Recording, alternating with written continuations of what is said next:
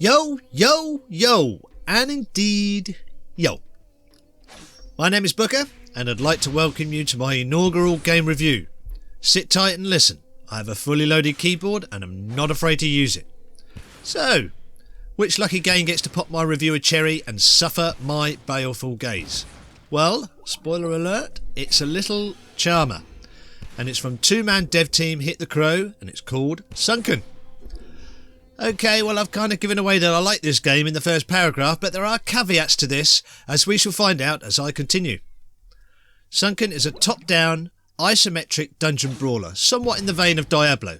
A comparison this game will get a lot, obviously, but one that I make mostly from ignorance, as I have never played Diablo, apart from a short demo on Steam once that failed to light my fire. Shock horror, I know, but these types of games have never been my thing, so it seemed a perfect reason for Bampsters to let me loose with this review. Could Sunken convert me where Diablo could not? We shall see. Those of you with taste will have quite sensibly missed my rambling Let's Play video a couple of weeks back, in which I stumbled around the first level of this game, pretty much learning on the fly what to do. There's not much in the way of tutorials in Sunken. Whether this is just something not yet included in this beta or as part of a game design, I'm not entirely sure, but when you're a noob to the entire genre, it was an extra layer of befuddlement I could have done without. Also shrouded in mystery is the premise for the game. I've been assured that the story develops throughout the game, but I have not yet been able to advance far enough into it to gain any more than a glimpse of what may be in store. So what the hell do you think you're doing reviewing a game you haven't advanced very far in, I hear you ask? Well, trust me, it wasn't for the want of trying. You see, Sunken is hard and ruthless. There are no checkpoints here and no extra lives. If you die, that's it. Back to the beginning. Sounds harsh? Well, it gets harsher.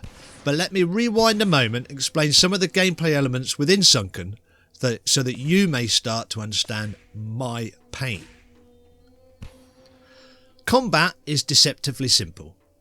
Bash the right mouse button to hit stuff. No auto-aim mind, so you've got to click the mouse on what you want to hit. Nice thing about this is that if you are surrounded by an admiring crowd of skeletal axe murderers, you can hit anything in range in a single swipe. In addition to the basic attack, you have abilities, 5 of which you can have available at any time, and all of which require the ever-present game staple mana to use. You start the game with one of these abilities, the rest you have to make for yourself.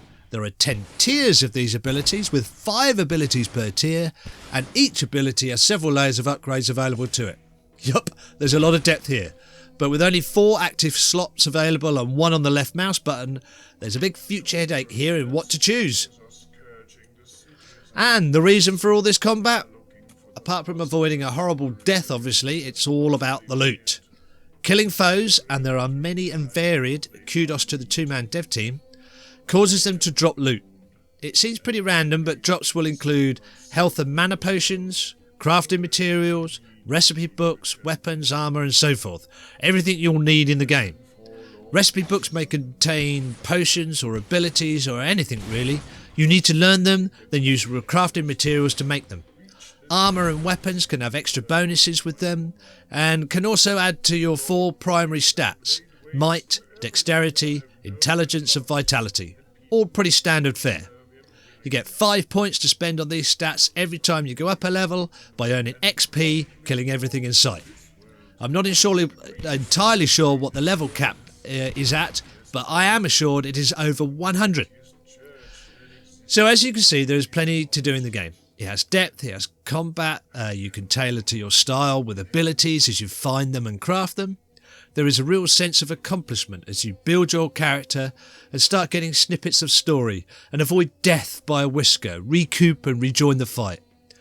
But then, inevitably, you click the wrong ability, you get surrounded, run out of mana at the wrong time, or just make a simple stupid mistake and you die. You really die.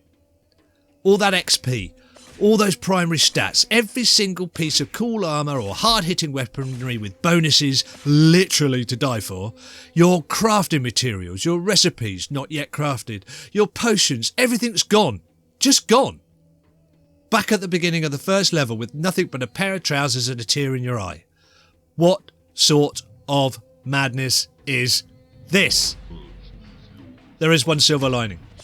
You keep your abilities. Oh joy. The theory being that you will speed up your next run through the dungeons. Well, thanks for that.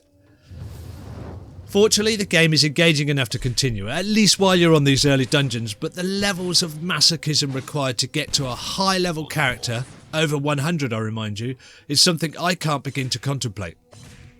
The stress of meeting the next boss or swarm of monsters knowing that one false move loses everything is mind-boggling. I can't quite work out if this is a stroke of genius or a huge miscalculation on the part of Hit the Crow. Part of me loves the idea that staying alive in a game matters so much.